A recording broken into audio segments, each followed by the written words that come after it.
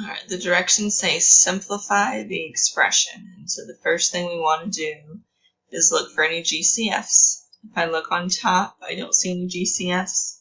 If I look on the bottom, I don't see any GCFs. So our next step is to factor. We've got 2x squared plus 3x minus 5. We've already checked for GCFs, so we don't have any, so there's ABC.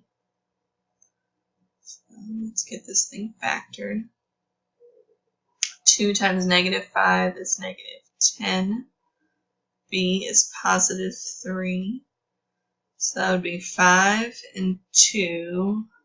And the 2 would have to be negative, so that when you add them together, you get your positive 3. So positive 5, negative 2. So we tend to say to put the negative number first when you go to split. It just makes it easier to factor. So I'm going to put minus 2x first, and then plus 5x minus 5. Then we'll do our grouping. So I'm going to put the 2x out front, and then x minus 1 is left.